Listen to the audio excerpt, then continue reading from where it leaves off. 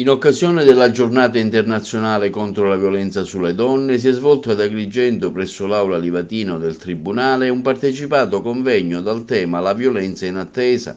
un dolore invisibile, organizzato dal Centro Antiviolenza e Antistalking Telefono Aiuto, che dal 2003 è presente nel nostro territorio, diventato ormai un punto di riferimento per tutte le donne che si trovano a subire violenza o maltrattamenti in famiglia. Oggi siamo qui all'Aula Livatino, abbiamo scelto proprio quest'Aula per fare rete. Ancora una volta tutte le istituzioni, le forze dell'ordine e l'associazionismo sono tutte vicine al Centro Antiviolenza Telefono Aiuto nella lotta che noi facciamo ogni giorno contro la violenza sulle donne. Quindi oggi le donne ci vedranno tutti uniti, quindi è questo fare rete. Quindi la donna deve capire che nessuno si porge dal lato del giudizio nei suoi confronti, ma siamo qui solo per aiutarla, e l'essere tutti qui oggi presenti, condividere questa iniziativa, dà sicuramente uno sguardo positivo alla soluzione del problema. Nell'ambito della giornata mondiale contro la violenza nei confronti delle donne, Agrigento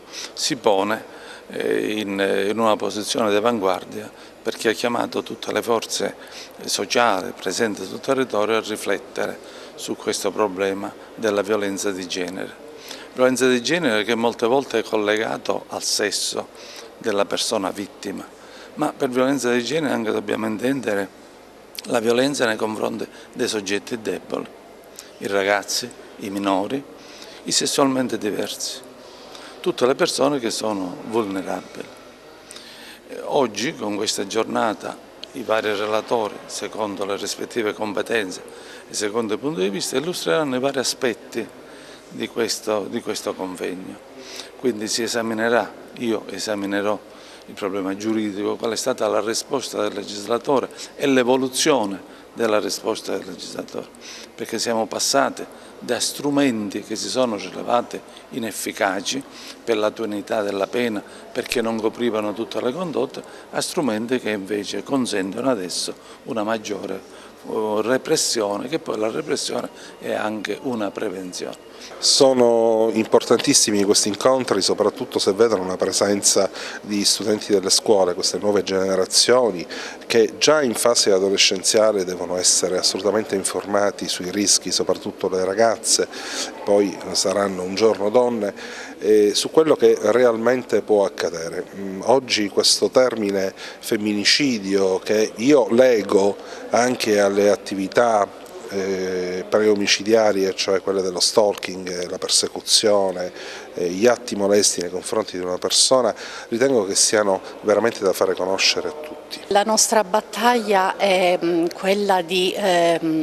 cercare di indurre le donne a denunciare, perché soltanto con la denuncia, soltanto chiedendo aiuto si può arginare questa piaga sociale. La donna vittima di violenza deve sapere che ha accanto delle strutture territoriali come il servizio del Centro Antiviolenza Telefono Aiuto, ha accanto gli avvocati, ha accanto i magistrati. Oggi si sta andando verso la specializzazione. Questo vuol dire che sul campo ci sono avvocati preparati, ci sono magistrati sensibili a questo tema.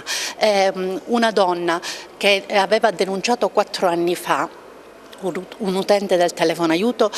dopo 4 anni è stata ascoltata dal pubblico ministero, un giudice della Procura della Repubblica di Agrigento donna, e mi ha detto: avvocato, finalmente mi sono sentita capita, finalmente qualcuno ha ascoltato il mio dolore, e quindi aspetterà con ansia l'esito di un procedimento che ci si augura arrivi alla condanna del colpevole, ma non per questioni vendicative, perché soltanto in questo modo la donna